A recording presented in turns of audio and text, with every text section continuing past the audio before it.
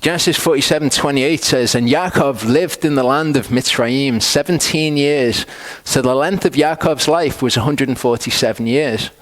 And the time for Yisrael to die drew near. And that's what I'm going to look at in the second part. Right? And he called his son Yosef and said to him, now if I have found favor, the word's chen, it's grace. If I found grace in your eyes, please put your hand under my thigh and show chesed and emet to me. Now, this word chesed, it means steadfast love in certain contexts, but the overarching idea of it is kindness. That's really what it means. In specific contexts, the implication is steadfast love, in a lot of them, in fact.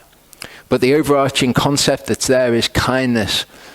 Kindness and truth are things that are mentioned together in the scriptures, just all the way through. So I'm going to examine these concepts, kindness and truth, because we focus so much on this idea of truth, and it's almost like the truth is on a pedestal as the highest ideal of Yahuwah. That's not actually true, and we're going to see this is the highest ideal. This is what is really important to Yahuwah, and this is an integral part of his character. So chesed and emet. Genesis 24:26-27 says, and the man bowed down his head and worshipped Yahuwah. So this is Eliezer, Abraham's servant, when he goes to get a bride for Isaac. And he said, blessed be Yahuwah, Elohim of my master Abraham, who has not forsaken his chesed and his emet towards my master. So this is something that's recognized about Yahuwah all the way through Scripture. Yes, of course, he's excelling in truth, and that's extremely important. Truth is extremely important, but an actual part of the truth of who Yahuwah is his chesed. And so many people focus on one of these, and they miss an integral component of it. Proverbs 14:22 says, do not those who plan evil go astray, but chesed and emet are to those who plan good.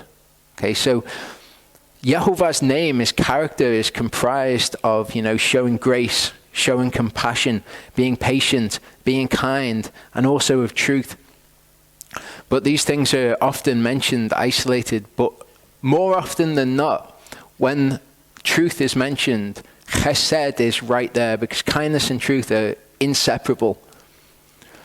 Psalm 25 verse 10 says, all the paths of Yahuwah are kindness and truth to those who guard his covenant and his witnesses.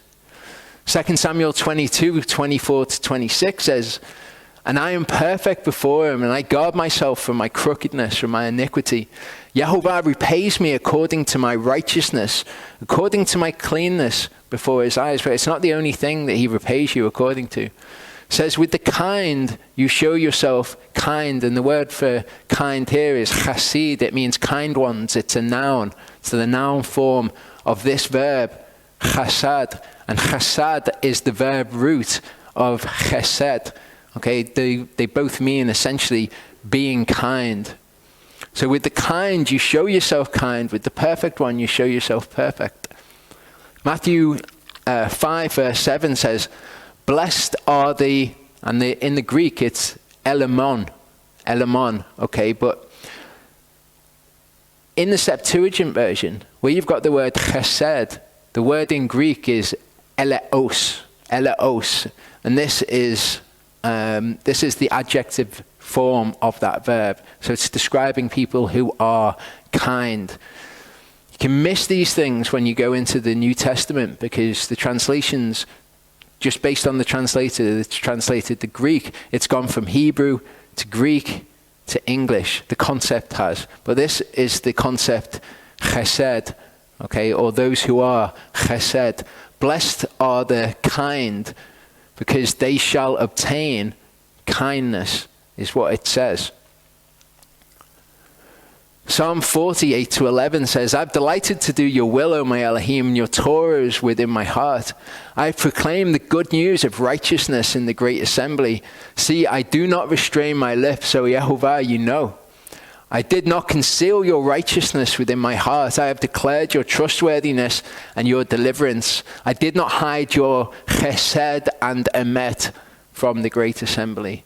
Do not withhold your compassion from me, O Yahuwah. Let your chesed and emet always watch over me. In the Hebrew, this is a different word. But the concept, you can see it all the way through. He's talking about his righteousness. He's talking about the gospel. He's talking about the good news.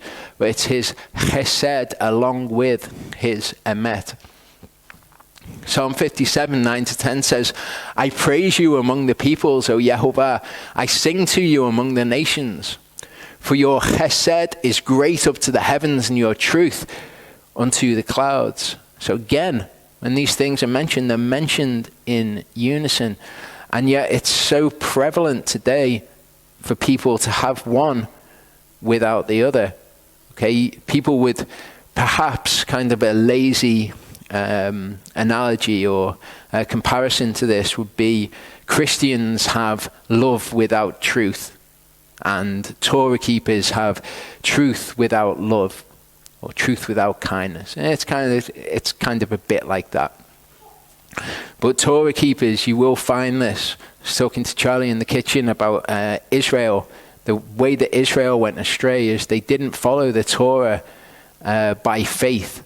Okay, they just followed it, as it were, by the works of the law. And that's a trap that we need to not fall into. We need to follow it by faith. We need to recognize who he is and walk in these things.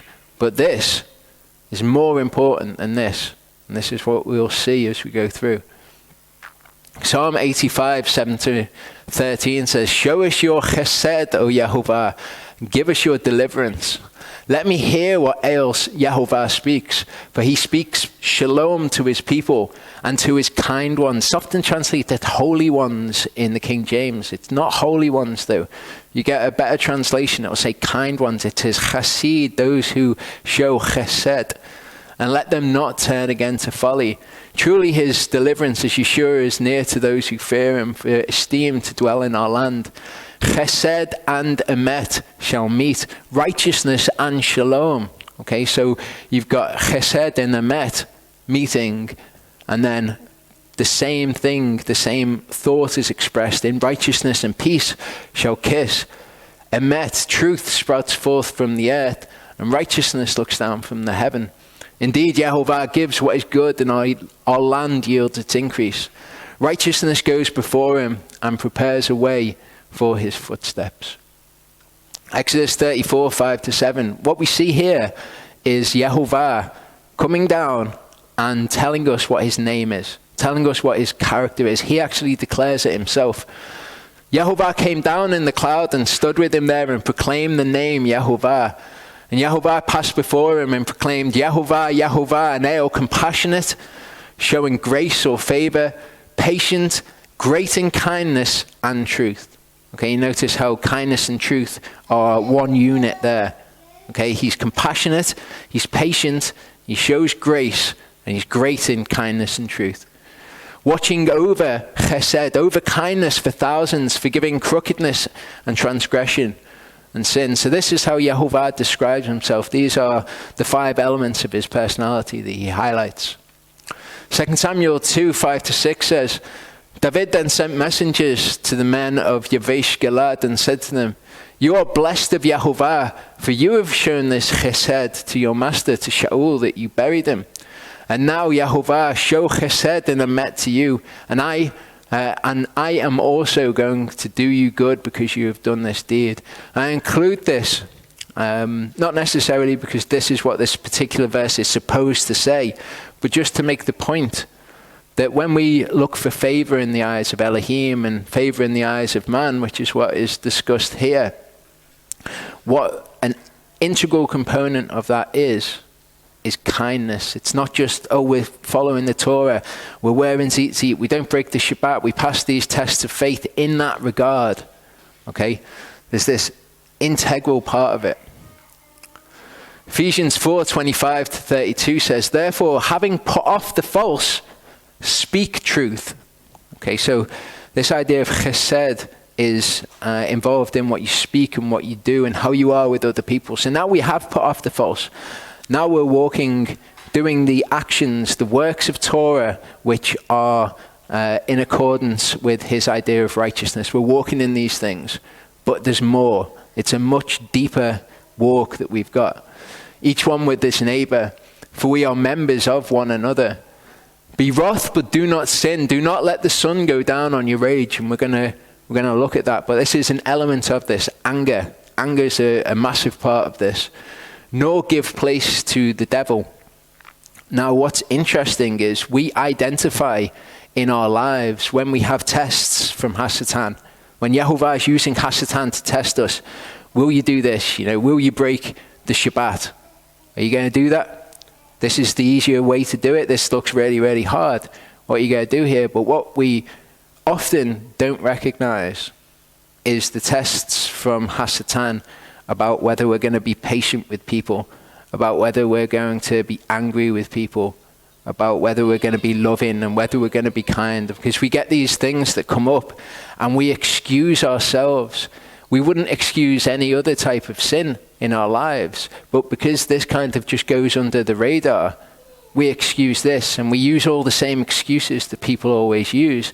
Oh, I'm just not there yet. I'm on a journey. I'm going to get there eventually. These things, as we'll see, Yeshua describes these things as the weightier matters of the Torah, the more important parts of the Torah. So we need to identify these things and say, no, when these things come up, we have a choice. We have a choice about how we're going to deal with people. We have a choice whether we're going to be patient, whether we're going to be angry, whether we're going to be compassionate or kind towards them.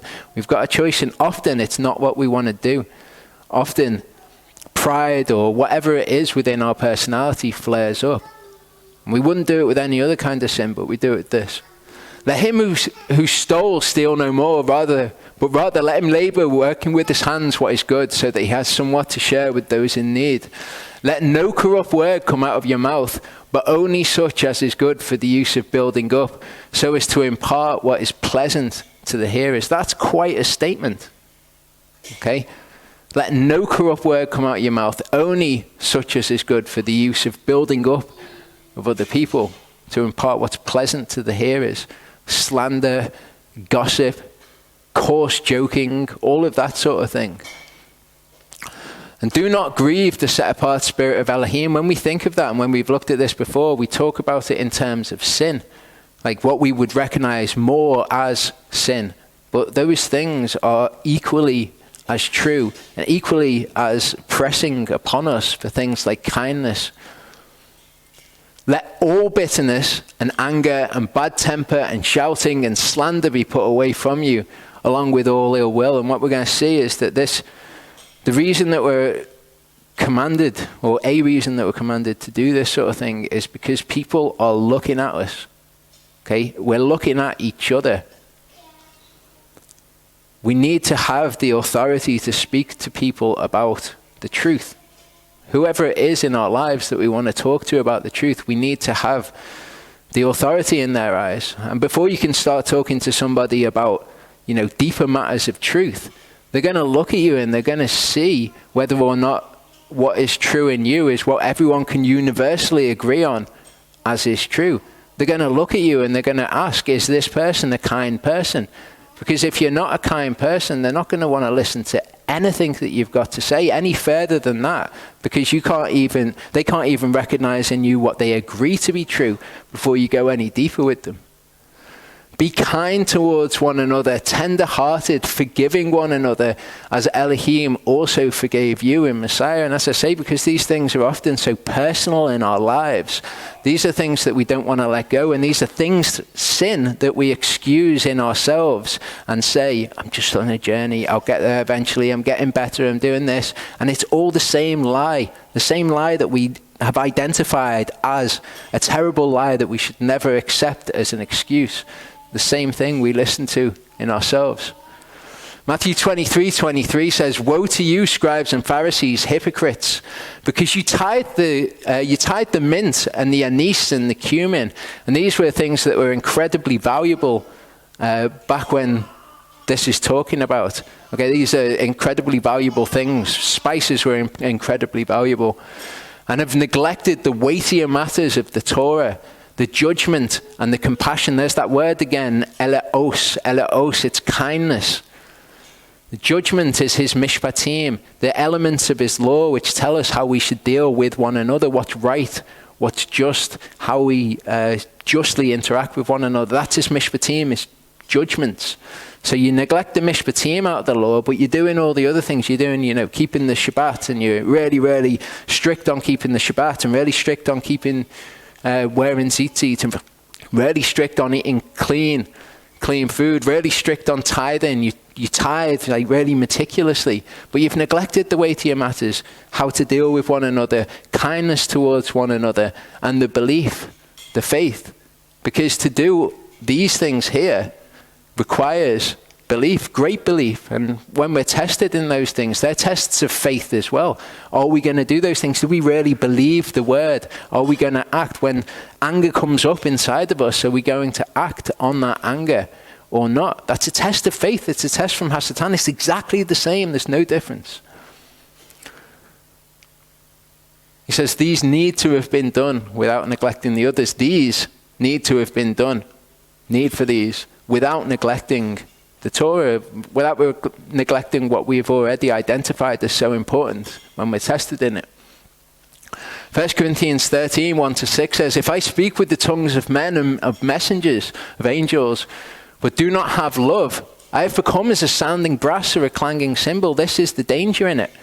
Okay, again, if you are not a kind person, if people don't identify and go, this person's walking in truth, I can identify just the things that I know to be true about them. They're walking in truth. I want to know more about this person. I want to, you can be a light to the world then. But if not, the things that you then say, you sound like a clanging cymbal or as a sound of brass, just something that's making a horrible noise because they don't recognize love in you as the primary thing which undergirds it all. And if I have prophecy and know all secrets and all knowledge, and if I have all belief so as to move mountains, but do not have love, I am none at all. None at all. What Yeshua was saying is that the mishpatim, the kindness, and the belief, they are more important to have than the rest. Okay, they're the weightier matters. So you could say kindness without, the minutiae of the Torah is better than the minutiae of the Torah without kindness. That gets you nowhere. That's exactly what Paul is saying here. If you've got all of those things, but you haven't got love, it's nothing at all. Okay, if you had love, if you had kindness, but you didn't have all of those other things, you would be in a better position. Now, that's not desirable. You're not like, well, that's what we want. We want love, but without the minutiae of the Torah and walking in righteousness. It's not what I'm saying at all, but it's more valuable. And if I give out all my possessions to feed the poor, and if I give my body to be burned, but do not have love, I'm not profited at all. That's quite a thing to have done, to give out all your possessions to feed the poor, to make this sacrifice, to give your body itself to be burned. This is obviously hyperbole. But if you don't have love in that, it just works. You're not profited at all. Love is patient, is kind. Love does not envy. Love does not boast, is not puffed up, does not behave indecently, does not seek its own, is not provoked, reckons not the evil, does not rejoice over the unrighteousness, but rejoices in truth. Okay, so if you've got all of this without this, it's nothing at all. If you've got this but not that, it's better. It's not desirable, but it's better. But look through those things. Patient, kind, it doesn't envy, it doesn't boast, it's not puffed up, it does not behave indecently. Now, it's been very much a change in my thinking as I've been doing this Torah portion, just seeing how important this is. Incredibly, incredibly important. I don't like to think of myself as somebody who's not patient, but I know that there are times that come up where I will lose my patience, where I will be angry, and it is a choice.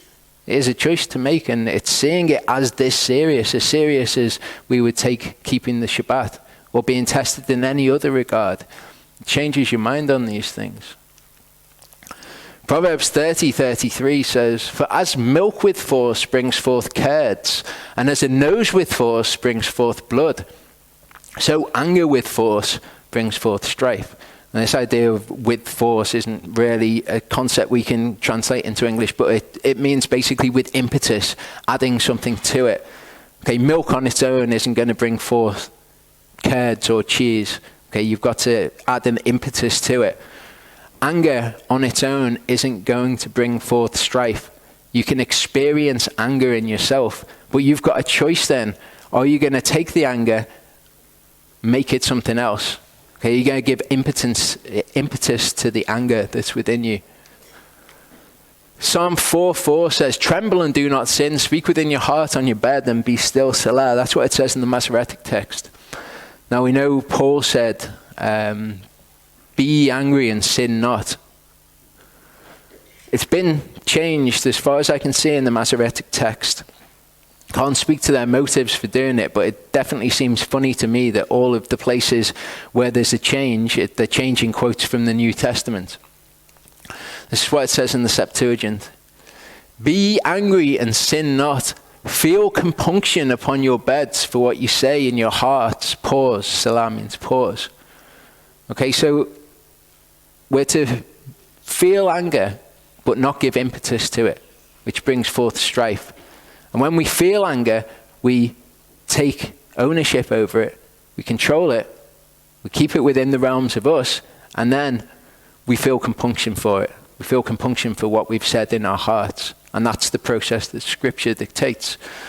1 Corinthians 10:3-5 says, "For though we walk in the flesh, we do not fight according to the flesh. For the weapons we fight with are not fleshly, but mighty in Elohim for overthrowing strongholds, overthrowing reasonings in every high matter, like anger, like impatience, bad temper, that exalts itself against the knowledge of Elohim, taking captive every thought to make it obedient to the Messiah." So be angry, but don't sin with it. When you feel that anger, control it within yourself. Take it captive to be obedient to the Messiah. Proverbs 29:22 says, "An angry man stirs up arguments, and a hot-tempered man causes many transgressions." This is all the way through, not only the New Testament, but also all the way through the Old Testament.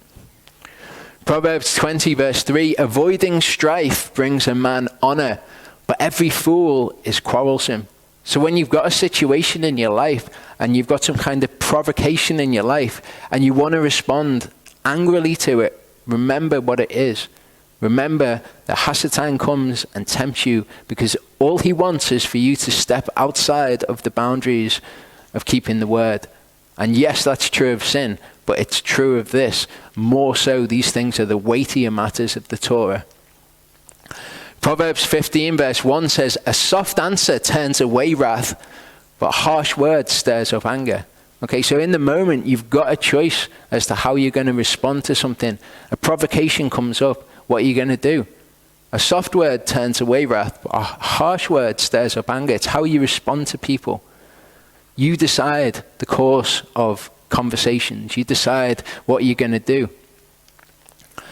Proverbs 16:32 says, "He who is patient is better than the mighty, and he who rules over his spirit than he who takes a city." And this is what it's about.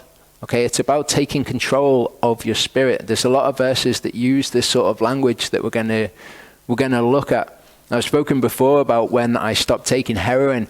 The thing that I said to myself was, nothing can make me, talking about me, the inner man, my spirit, nothing can make me do what I don't want to do. My body cannot make me do what I don't want to do. I've got control over my spirit. Proverbs 14:29, "He who is patient has great understanding, but he who is short of spirit exalts folly." Okay, so just like anything else where you've got your flesh, and your flesh wants you to act in a sinful way, you walk in the Spirit. You take charge of that and you walk in the Spirit. You rule over your own spirit. And we've got the Ruach, which helps us in this and strengthens the inner man in this so that we can do it. Ecclesiastes 7, 8-9 says, better is the end of a thing than its beginning, and the patient in spirit is better than the proud in spirit. Again, be not quick in your spirit to become angry, for anger lodges in the bosom of fools. We've looked at a lot of verses about the wise and the foolish, okay, how that works. And we exclude ourselves from the camp of the foolish when it comes to our attitude to the Torah and following the minutiae of it and being tested in those things. But often we can put ourselves in the camp of the fools in how we are in spirit. Now, I'll put this picture up because I think it's a great representation of how when something has been cleansed, when something is pure, when something's white, it only takes a tiny, tiny, tiny little bit of what is dark to spoil it. Okay, you release that into what's white and pure, and the tiniest bit has an effect. I'm going to show you a verse that I was given maybe 4 or 5 years ago, because there'd been something where I'd had a bad attitude towards something, and I was praying about it, praying about what the consequences of it are. I can't really explain my thought process. I'll just show you the verse where it says, dead flies make the perfumer's ointment stink. Ferment. A little folly outweighs wisdom, esteem. You can have laid this great foundation of good works, even of kindness and patience in these situations, but all it takes is a tiny little bit of folly, and that outweighs all of the rest of it. Because then you've given all the people who are onlookers, you've given them the ammunition that they want to disregard the things that you're saying, because you're not walking in the truth. You can be proclaiming to be walking in the truth as much as you want, but if they can't see what they universally agree to be true in you, then they're not going to listen to it. And just that little tiny bit outweighs wisdom. A wise man's heart is at his right hand, but a fool's heart is at his left. And also, when a fool walks along the way, his heart fails, and he shows everyone that he's a fool. This was a horrible, horrible verse to receive as a response to what I was saying, but it made me more cautious. Okay? A fool walks along the way. Again, we want to distance ourselves from the fools, and we can in many respects. But if we walk along the way and we're given a test, are you going to be angry? Are you going to be impatient? Are you going to be bad-tempered in this circumstance? Just takes that little tiny bit and you show everyone that you're a fool. That's not good. Proverbs 17:14 says, the beginning of strife is like releasing water. Therefore, stop fighting before it breaks out. Okay, it's the same thing of ruling your spirit. When you feel that anger rise up inside you, of taking control of it, like any other desire to sin that perhaps somebody else would experience, somebody with some kind of addiction would say, no, it's uncontrollable when it comes. It's not uncontrollable. Okay, resist the devil and he will flee from you. But the temptation seems so strong in the moment to lose your temper. Stop fighting before it breaks out. That's your choice. That's when you are angry but you don't sin. Then you feel compunction in your heart for the things that you say in it. A man who has no control over his spirit is like a broken down city without a wall. You see, obviously, the metaphor here. Okay, there's no boundary, there's no protective measure that's there. You've got no control over your spirit, and you're willing to just say, oh yeah, we're all on a journey, I'll change eventually, I know that I should be different and this should be different, but I'm going to get there. And we don't treat it with the same seriousness and the same gravity as we treat any other kind of sin. Then we allow ourselves to be deluded by these things. A fool lets out all his spirit, but the wise calms it down. We have the ability to do this. It doesn't matter how we feel internally. We've got the ability to be kind, be patient with people, to make it about them, or make it about Yahuwah at the very least. 2 Peter 1, 5-10. We've read this passage in the context of the other sorts of sin that we've looked at before, but now we can read it in this context. And for this reason, do your utmost to add to your belief uprightness. And we've looked, uprightness, the word is kind of a bit like virtue. It's add a desire to be virtuous to your faith. Okay, so you've got faith. Now what you want to do is add the desire to be virtuous and act correctly to that. Then when you've got that desire, what you add to it is knowledge, because you need to know what you need to do. And that's what we're doing today. We're adding knowledge. To knowledge, self-control.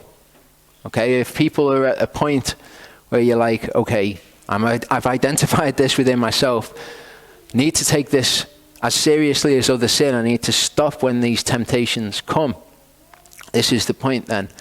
Self-control. You need to control yourself, have control over your spirit, calm down anger when it rises up within you. To self-control, endurance then. Once you've got that and you've mastered it and you're doing it in the tests when they come along, then you add endurance to that and it becomes who you are.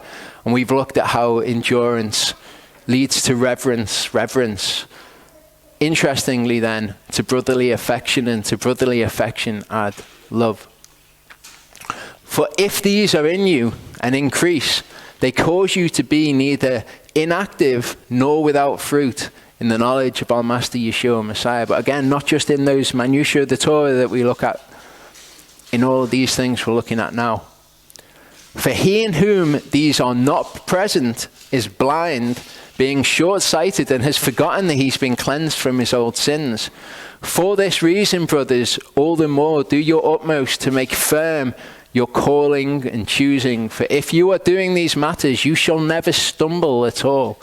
Okay, if you're doing these things in regard to anger and impatience and not being kind with people when you should be, if you put this into place, you'll never stumble with those things at all. You will regain control over your spirit.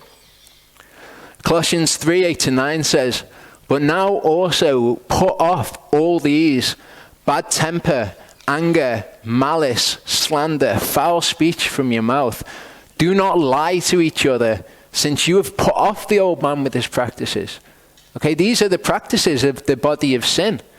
Okay, we talk about how once you're baptized, you've put to death the man of sin, and now you've been raised to the newness of life. Okay, and now we keep the Sabbath. No, that's not where it's at. Okay, yes, keeping the Sabbath is great. Passing those tests is great, but it's more than that. Okay, there's the weightier matters of the Torah that we need to get a firm grip on so that we can be effective in the knowledge of Yeshua, so that we can be effective as witnesses to people. Colossians 3:12-14 says, therefore, as chosen ones of Elohim, set apart and beloved, put on compassion, kindness, humbleness of mind, meekness, patience, bearing with one another and forgiving each other. If anyone has a complaint against another, indeed, as Messiah forgave you, so also should you. So think about the situations in your life. Okay, are you compassionate, kind, humble, meek? Do you have patience? Do you bear with the people who are in your lives? Do you forgive the people in your lives? But above all these, put on love, which is a bond of the perfection. Why do you think the New Testament hammers this so much all the way through? I think it's no wonder that people like to read. When they come into Torah, they like to read the Old Testament more than the New Testament, because there's some really challenging things in the New Testament. Philippians 2:14-16 says, do all matters without grumblings and disputings, in order that you be blameless and faultless, children of Elohim, without blemish in the midst of a crooked and perverse generation, among whom you shine as lights in the world. Listen to what it's saying. You want to be a light. You want to be blemishless within a crooked and perverse generation. Because if you're not in these regards, grumblings and disputings, and you're not kind, and you're impatient, you're bad-tempered, then people in the world see you being like that. They're not going to listen to a word you've got to say. Holding on to the word of life, for a boast to me in the day of Messiah that I have not run in vain or labored in vain. What's the context of what he's saying here? It's this. He's saying holding on to the word of life in these things. that I have not run in vain or labored in vain. You don't want to stand before Yahuwah and think that your actions are keeping the Sabbath or passing certain tests are the things that are going to save you. Okay, it's about your soul being converted. It's about holding on to the entire word of life, not just the bits of the word of life which are more convenient. Titus 2. Okay, now I'm going to speak in this next part. I'm going to talk about marriage, about these things in the context of a marriage. I get a lot of letters or of emails, not of letters, all that often, talking to me about, I'm a Torah keeper, but my husband is a Christian, or, I'm a Torah keeper, but my husband's an atheist, or I'm a Torah keeper, but my husband's a lukewarm Torah keeper, or my wife, put it in the other side of things. My wife's a lukewarm Torah keeper. What do I do? How do I act? How do I bring them into this knowledge of the truth? And I'm aware when I speak of things to do with marriage, the criticism could very well be leveled against me. What's JP got to say about marriage? What does he know about marriage? He's been married 1.5 years. And I'd agree, absolutely. If this was JP's marriage advice, then that would just be a joke, wouldn't it? But what I'm going to talk, what I'm going to speak, is the word of Elohim and show you what the word says so that we can recognize these situations in our lives. This is Paul's advice to Titus. Titus was a pastor of a few different places, but this is what he wrote to him and advised him that he should be teaching on in his assemblies. But you speak what is fitting for sound teaching or sound doctrine. The older men are to be sober, serious, self-controlled, sound in belief, in love, in endurance. The older women likewise are to be set apart in behavior, not slanderers, not given to much wine, teachers of what is good, in order for them to train the young women to love their husbands and love their children. Okay, so what the older women are to do is to teach the younger women how to love their husbands and how to love their children. So what do they need to be doing to teach those things? They need to have got a grip of loving their husband and loving their children. To be self-controlled, blameless, workers at home, good, subject to their own husbands, in order that the word of Elohim is not spoken of. And this is a theme that you see all the way through. In order that the word of Elohim is not evil spoken of, you've got to represent who Elohim is in your character. Likewise, urge the young men to have self-control. Show yourself to them an example of good works in all matters. In teaching, show uncorruptness and seriousness, soundness of speech beyond reproach, in order that the opponent is put to shame, having no evil word to say about you. There's the same theme, okay? But when Paul is instructing Titus on what to teach, okay, be unreprovable, be without reproach, so that no evil word can be spoken against you. Servants should be subject to their own masters, to be well-pleasing in every way. Not back-talking is what it says. It's doing the weird thing. Okay, not back-talking. But in all of these things, these principles that are explained as reasons why people should be doing things or what they should be doing are applicable to all the other situations. Not back-talking. Okay? Husbands, don't backtalk to your wives. Wives, don't backtalk to your husbands. Be subject to people. Love your wives. Be submissive to your husbands. Okay? Not stealing, but showing all good trustworthiness, so that they adorn the teaching of Elohim, our Savior, in every way. That's an amazing, amazing idea. It's a beautiful idea that when we walk in these things and we do these things and we've got these attitudes of mind and people see us, that we adorn the teaching of Yahuwah.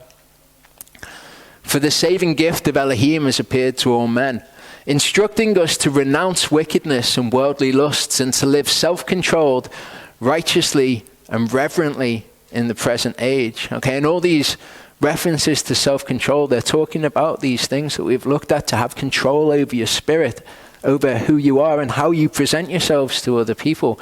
No matter what you're feeling inside, how you present yourselves outwardly to other people, it's to have self-control and to have a grip on your spirit. Looking for the blessed expectation and esteemed appearance of the great Elohim and our Savior Yeshua Messiah, who gave himself for us to redeem us from all lawlessness and to cleanse for himself a people, his own possession, ardent for good works. If we think, well, he's cleansed for himself a people, but then we go out and we've got all this wickedness dwelling in our hearts, and, it takes a certain level of provocation for us to let that wickedness out towards people, when we wouldn't allow those tests to let wickedness out in the things that we find easier to control, then that's no good. We're no longer cleansed for Yeshua. Speak these matters, urge and reprove with all authority, and let no one despise you. Okay, so that's what Paul tells Titus to do. That's his instructions on teaching an assembly. So this is what I'm going to do. Colossians 3:18-25 says, "Wives, subject yourselves to your own husbands as is proper in the master. Husbands, love your wives and do not be bitter toward them. Children, obey your parents in all, for this is well-pleasing to the master. Fathers, do not provoke your children lest they become discouraged." And as I say, these things are true in any of these relationships. Okay, husbands, do not provoke your wives lest they become discouraged. Wives, do not provoke your husbands lest they become discouraged. In the marriage, what is incumbent upon the wife is to be submitted to the husband. What's incumbent on the husband is to be submitted to the wife in as much as he loves his wife. It takes both of those elements to the marriage for it to work. If one person looks at the other person and says, well, you're not doing this, that, and the other in the word, and the other person looks back at them and says, well, you're not doing this, that, and the other, and neither of them is willing to change and to move forward and to be any different, then the situation simply will not improve at all. The only thing that we have any control over in our lives is the ability to change ourselves. Okay, if we're in a relationship with somebody else, we cannot change that other person. But what the word tells us, what I'm going to show you, is that it says if you change yourself, then that will change the other person. Servants, obey your masters according to the flesh in all respects, not with eye service as men pleasers, but in sincerity of heart, fearing Elohim. And whatever you do, do it heartily as to the master and not to men. Okay, what's the context of this statement? Do all things as to Yahuwah. Well, that's a good sentiment, and absolutely we can take that from this passage. But the context is, look, be submitted to one another. And whatever you do, do it heartily as to Yahuwah, not as to men. Okay, if the only way that you can bring yourself to do these things, to be submitted to your husband, to love your wife and to not be bitter towards them, the only way you can bring yourself to do that is to focus on Yahuwah, then do that. Knowing that from the master you shall receive the reward of the inheritance. It is the master Messiah that you serve. But he who does wrong shall be repaid for the wrong which he's done, and there is no partiality.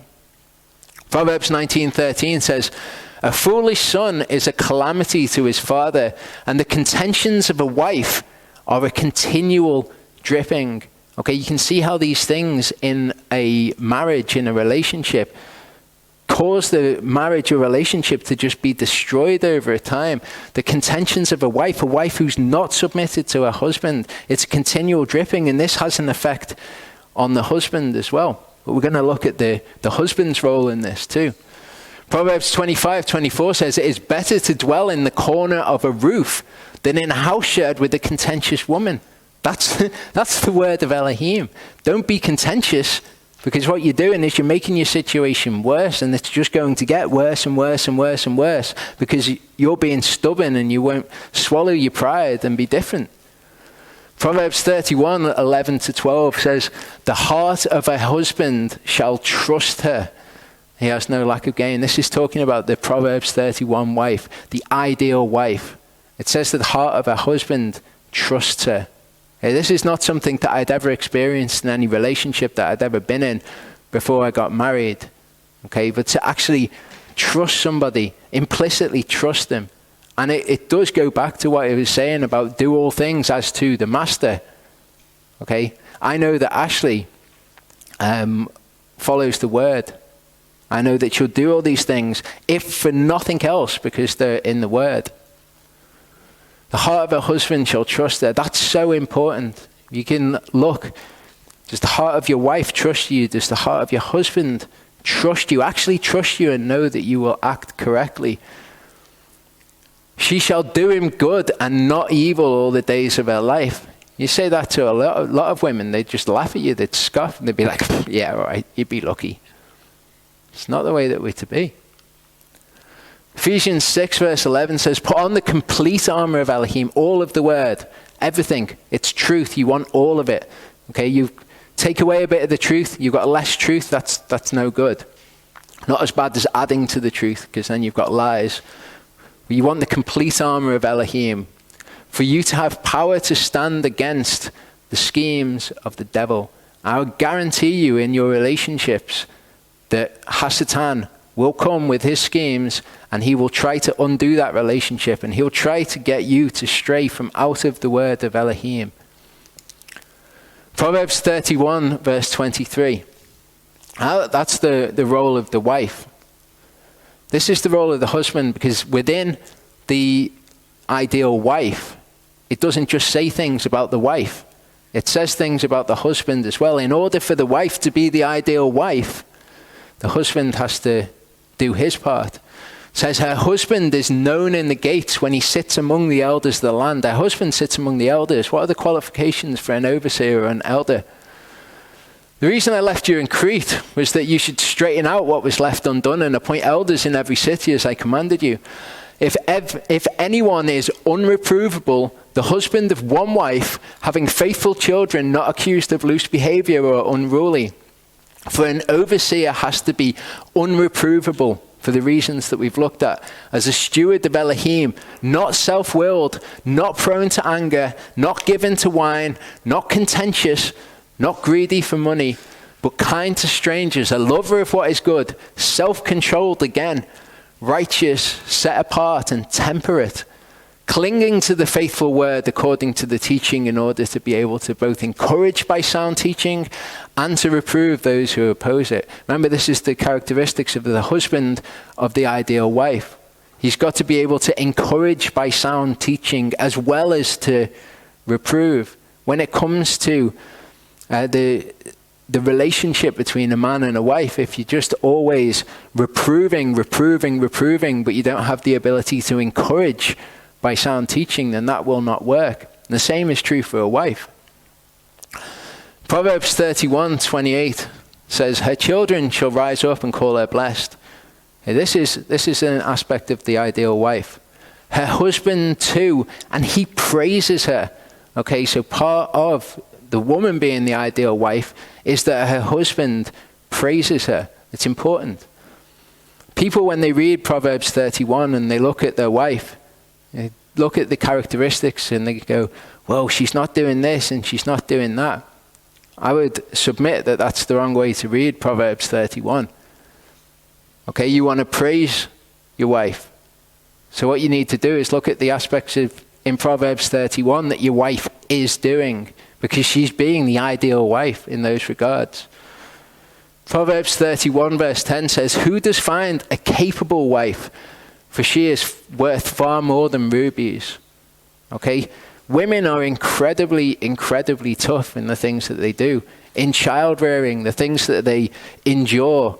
Okay? They are incredibly capable. They're incredibly tough in the things that they do. She also rises while it is still night and provides food for her household and a portion for her girls. Okay, you want something that you can praise your wife over. Here's an ideal thing that I would say that women excel at. She shall gird herself with strength and strengthen her arms. Again, these are things where women are incredibly tough. Okay, not all women are going to be like this. But the ideal wife, the characteristics that you're looking for are these things. So don't look at the things in Proverbs 31 which are not apparent in your wife.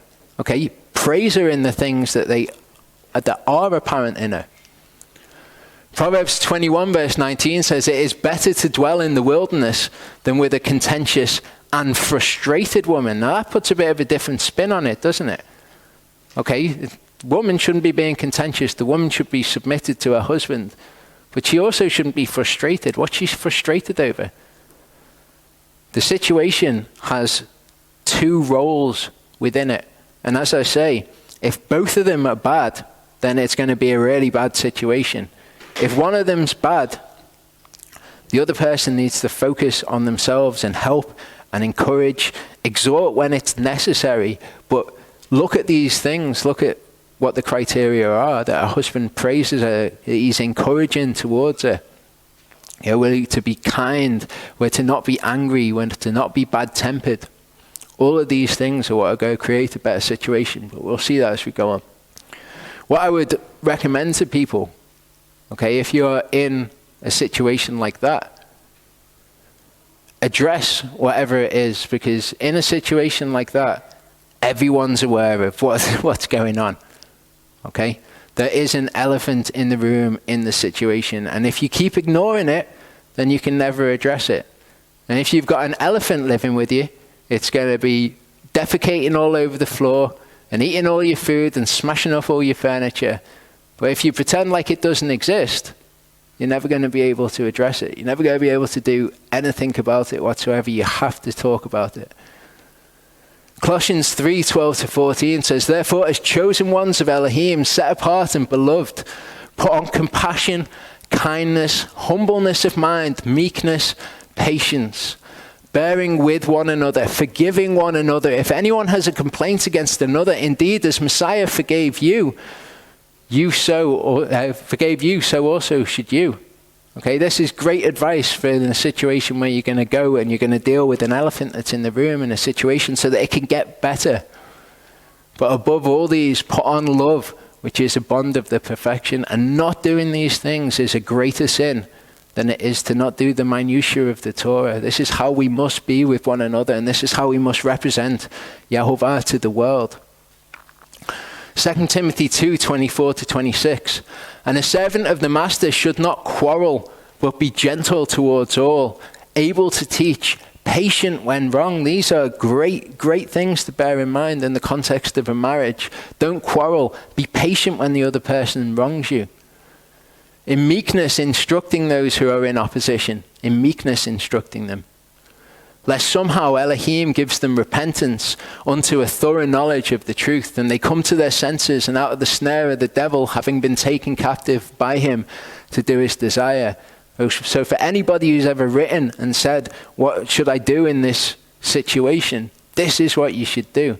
Address the situation, but address it in meekness, lest Yahuwah gives them repentance and they come to their senses.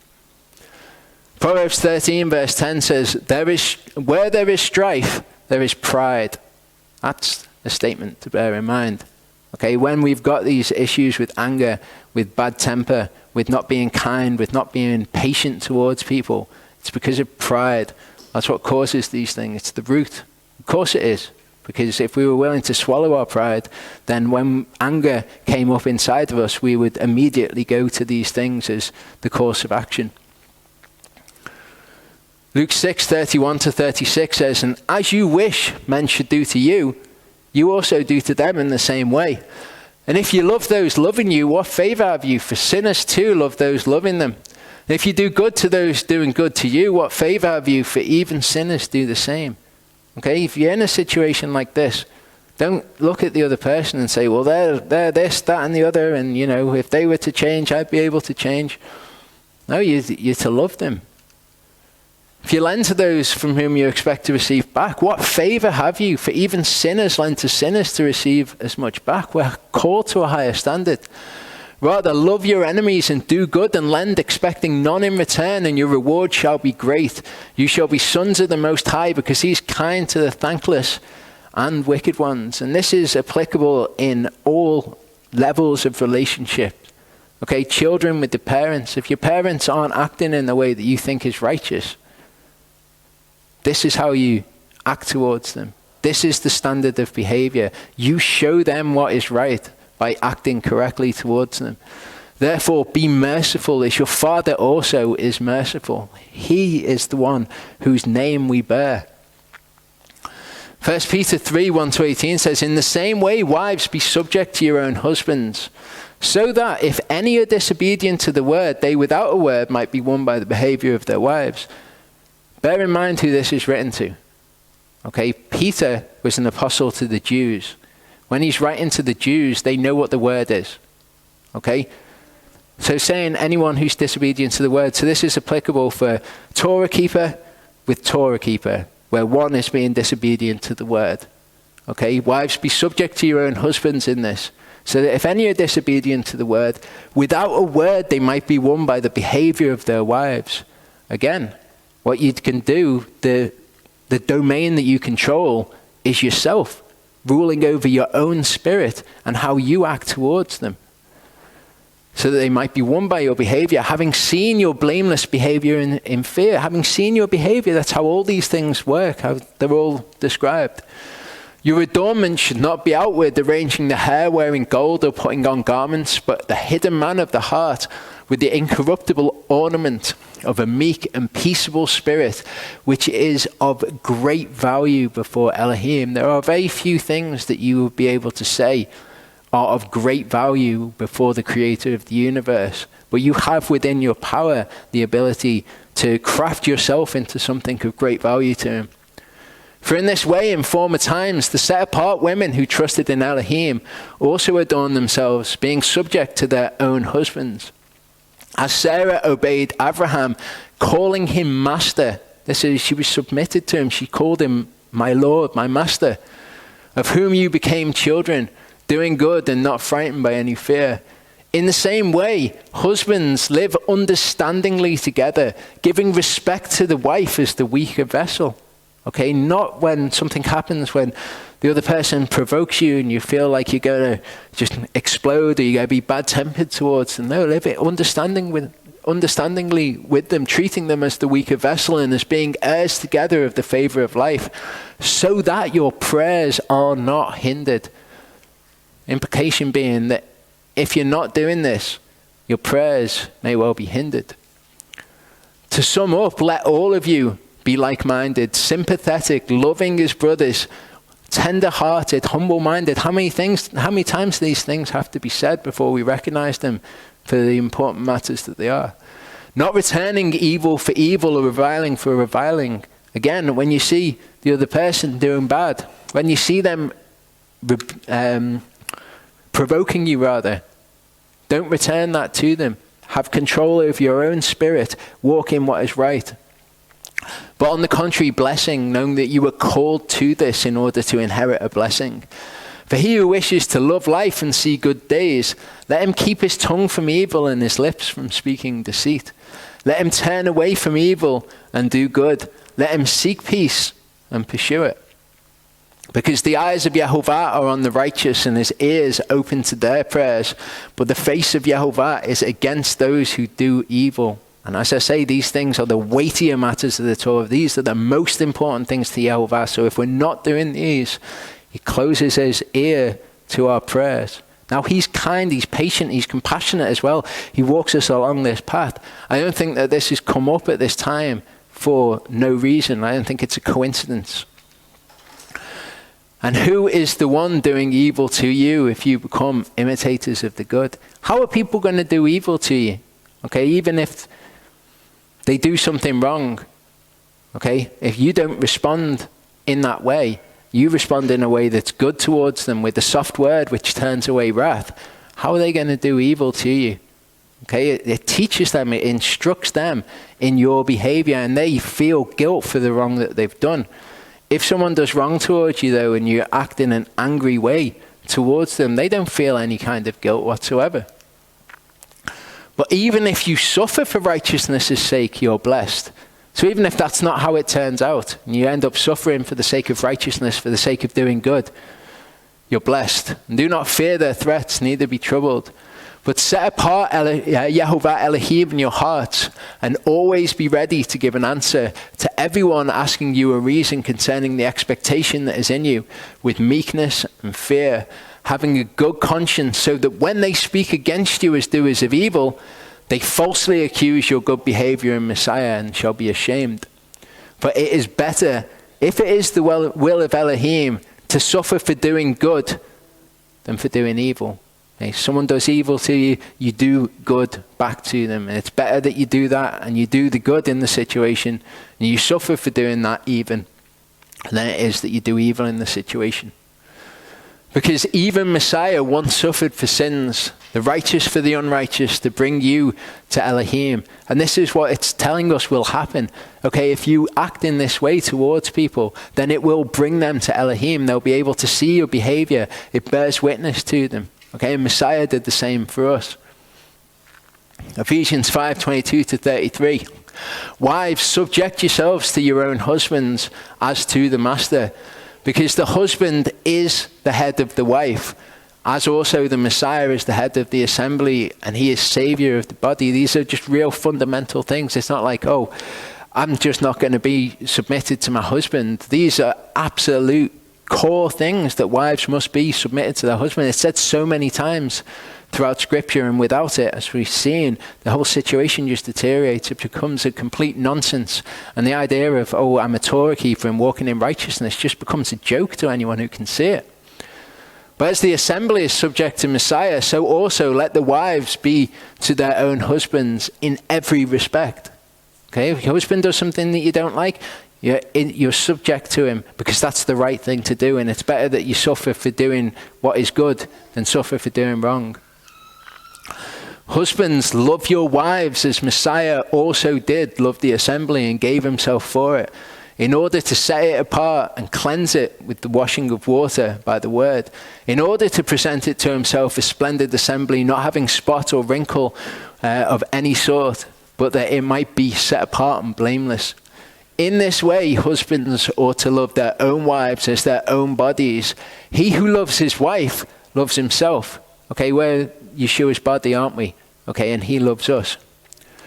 For no one ever hated his own flesh, but feeds and cherishes it, as also the master does the assembly, because we are members of his body, of his flesh, and of his bones. For this cause a man shall leave his father and mother and be joined to his wife, and the two shall become one flesh. This secret is great, but I speak concerning the Messiah and the assembly. However, you too, everyone, let each one love his own wife as himself, and let the wife see that she fears her husband. It's just the two very basic components that cause the troubles in all the marital dysfunction that you see. It either comes from one or the other of these, or both. Exodus 34:6-7. Yahuwah passed before him and proclaimed his name, Yahuwah, Yahuwah, and El compassionate, showing grace or favor, patient, great in kindness and truth, watching over kindness for thousands, forgiving crookedness and transgression and sin, but by no means leaving unpunished. So as we're looking at all of this, as we're looking at the idea of we're to be kind towards people, and kindness outweighs, just the minutiae of the Torah, people may well, and I can already hear the things that people would say, is that this is exactly the problem. We've said this before, you speak the truth, but you don't speak it with love. And somebody who left here said something very similar to me. And I explained that, I basically said, where was the point that we were unloving? And they basically said, well, it was in the way that you are so blunt with what the word says. And I explained that the word is a rebuke to those who do not want to hear it, those who are disobedient to it. It's a rebuke to them. So if you're hearing it as a rebuke, it's because you're being disobedient to it. If it wasn't a rebuke to you, you wouldn't be taking offense. There's no lack of love there. But I need to address this. Jude 22 verse 23 says, and show compassion.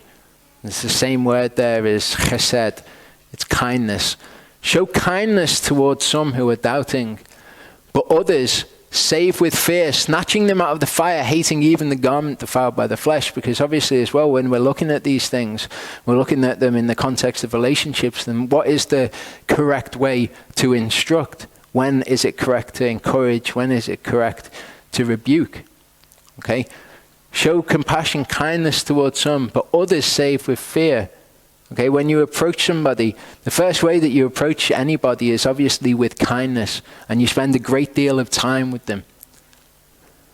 When it gets to a point, though, when they've heard the truth, they accept what you're saying is true, but they won't do it. That's the time to tell them the consequences of their disobedience. Proverbs 25, verse 11 says, "A word spoken at the right time is like apples of gold in settings of silver." You don't need to worry. We talked before about what the King James Version calls the doors of utterance. The Yahuwah will open the doors of utterance to you. You don't need to worry about engineering a situation in which you can say things to a person.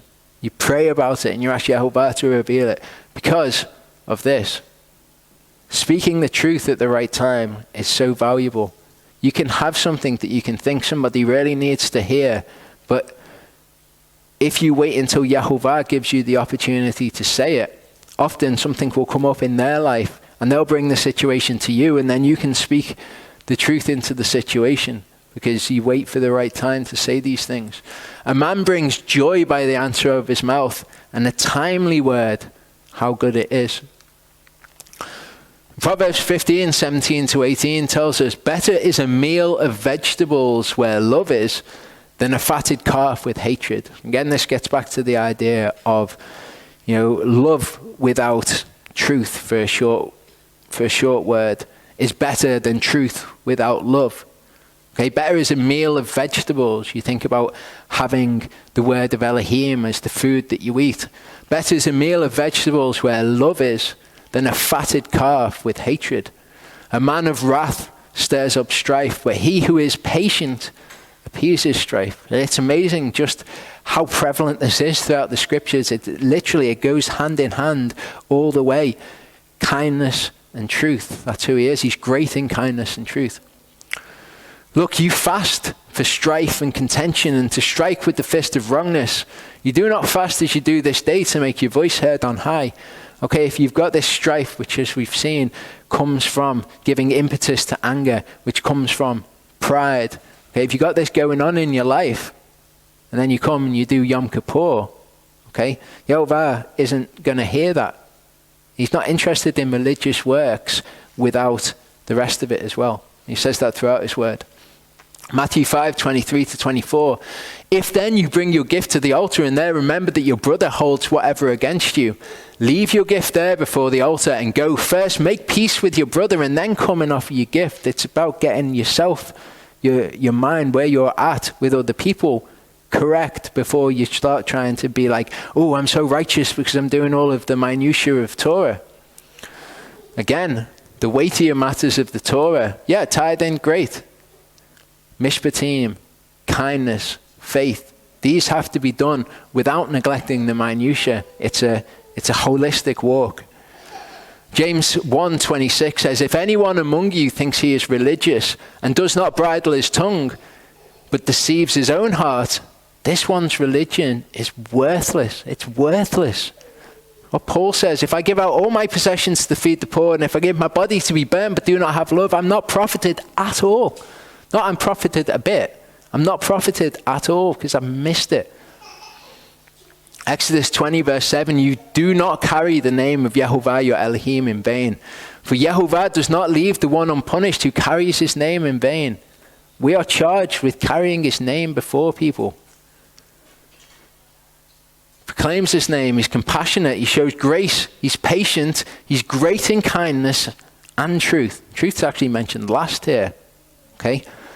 All of these things, if we take these and we take his name upon ourselves, and yet we do not present this to people, we are profaning his name among the Gentiles. We're as bad as people who sin and profane his name. Galatians 5:13 to 26, "For you, brothers, have been called to freedom, only do not use freedom as an occasion for the flesh, but through love serve one another. For the entire Torah is completed in one word, in this, you shall love your neighbor as yourself. And if you bite and devour one another, beware lest you be consumed by one another. And I say, walk in the Spirit, and you shall not accomplish the lust of the flesh." And we think of walking in the Spirit as doing the minutiae of Torah. And it is. It does encompass that. Well, he goes on to explain what he's talking about by don't walk in the flesh, walk in the spirit, have a rule over your spirit. For the flesh lusts against the spirit and the spirit against the flesh, and these are opposed to each other, so that you do not do what you desire to do. But if you're led by the spirit, you are not under Torah. And the works of the flesh are well known, which are these: adultery, whoring, uncleanness, indecency, idolatry, sorcery, hatred, quarrels, jealousies, fits of rage, selfish ambitions, dissensions, factions, envy, murders, drunkenness, wild parties, and the like. The like of all these things. I've highlighted the ones which are relevant to what we've been talking about today. Of which I forewarn you, even as I also said before, that those who practice such as these shall not inherit the kingdom of Elohim. It's amazing. Okay? Those who sin and don't master those basic tests, they're not going to inherit the kingdom of Elohim. But if we don't pass the tests with these, we will not either. For the fruit of the Spirit is love, joy, peace, patience, kindness, goodness, trustworthiness, gentleness, self-control. Again, being in control of your spirit. Against such there is no Torah. And the word tells us that if you follow the word, then you'll have all of these. But it's not just following the 5 books of Moses. Or it's not just following the minutiae of them anyway. And those who are of Messiah have crucified the flesh with its passions and its desires. These are the passions and desires of the flesh that it's talking about in context. If we live in the Spirit, let us also walk in the Spirit. Let us not become conceited, provoking one another, envying one another. James 1, 19 to 25, and we're going to come to an end after a few scriptures here. So then, my beloved brothers, let every man be swift to hear, slow to speak, slow to bad temper. For the bad temper of man does not work the righteousness of Elohim. Again, the test comes up. You're going to keep your temper. You're going to be in control of your spirit. You're going to lose your temper and say, oh, I shouldn't really be doing that, but I'm going to change myself over the course of my life, and eventually I'll get to the point where I want to be. Those are lies. We know that they're lies. This is particularly relevant for me. I think about these things. I think about the times in the past when I failed at these things, before I even recognized that they were as important as they are. There was a time not all that long ago when I was talking to somebody. They contacted me. They asked if they could speak on Skype. And I'd spent the day, I can't remember what the issue was, but I was talking with somebody online about something. And I'd been talking to them for hours, and I was so frustrated with them. And then I got on the phone with this person. I spoke to them for like 3 or 4 hours. About 3 hours into it, we were talking about something that I did not recognize as truth at all. And I thought that it just sounded completely wrong. And I've been trying to instruct that it was wrong. I ended up just completely losing my temper with them, completely losing my patience, and just making a complete show of myself. And it is that little bit of folly completely outweighs wisdom. Any good that's been done, that's just that little bit of folly completely outweighs it. These things are so dangerous. So dangerous. The bad temper of man does not work the righteousness of Elohim. It is true. Therefore, put away all filthiness and overflow of evil, and receive with meekness the implanted word, which is able to save your lives. Become doers of the word and not hearers only, deceiving yourselves. All these things that we've read today, that we've read probably so many times when we've read through the scriptures. And yet we think when people read the Torah, and then they don't do the Torah, they don't keep the Sabbath, or they don't wear tzitzit or whatever, we think that this is who this is talking about, but it's not. It's talking about us. We read the word, and we're hearers of the word, and we're not doers of the word. Because if anyone is a hearer of the word and not a doer, he is like a man who looks at his natural face in a mirror. He looks at himself and goes away and immediately forgets what he was like. We look at the word, we look at these things that are required of us, and we just think, we give the same stupid excuses. Oh, I'm on a journey. I'll change it eventually. I know that I'm not supposed to be doing that, but I'll stop it at some point, or, whatever. I'll try a little bit, and I've changed so much. It's just garbage. But he that looked into the perfect Torah, that of freedom, and continues in it, Not becoming a hearer that forgets, but a doer of the work. This one shall be blessed in his doing. Proverbs 18:20-21, a man's stomach is satisfied from the fruit of his mouth. He is satisfied with the increase of his lips. Death and life are in the power of the tongue, and those loving it eat of its fruit. If you walk in those lusts of the flesh, even the ones that you think, oh, I'll control them eventually, or I'll get better at it, you will eat the fruit of that. You will not inherit the kingdom of Elohim if you walk in those ways. Acts 8:21-23, some great advice. You have neither part nor lot in this matter, for your heart is not right before Elohim. Repent therefore of this evil of yours and plead with Elohim to forgive you the intention of your heart, like we were talking about, that we are to plead before him and not just presume upon his grace in these matters when we are like this with people. Plead these things to him, for him to forgive us the intention of our hearts. For I see that you are poisoned by bitterness and bound by unrighteousness. If we've not let these things go, and we've not transcended beyond them, and we've not recognized them as tests from Hasatan that we now pass, we are bound by unrighteousness in these things. Philippians 2:1-5. If then there is any encouragement in Messiah, if any comfort of love, if any fellowship of spirit, if any affection and compassion, make my joy complete by being of the same mind, having the same love, one in soul and of purpose, doing none at all through selfishness or self-conceit, but in humility considering others better than yourselves. Each one should look out not only for his own interests, but also for the interests of others. For let this mind be in you, which was also in Messiah Yeshua. I'll finish on the next slide. I just wanted to share this with you because this is what this reminded me of. I want to show you a verse out of the Septuagint when it's Yaakov blessing his sons or speaking prophecy over his sons. Okay, let this mind be in you, which was also in Messiah Yeshua. It just reminded me of this verse, which is not in the Masoretic text. It says, his eyes shall be more cheering than wine. This is talking about Yehudah. This is a messianic prophecy. I think about what Charlie was talking about last week about how Yeshua was when he was here. Yeah, I don't think that it's any mistake that this has been taken out of the Masoretic text, being so obvious a messianic prophecy. His eyes shall be more cheering than wine. I'll leave you with that pleasant thought.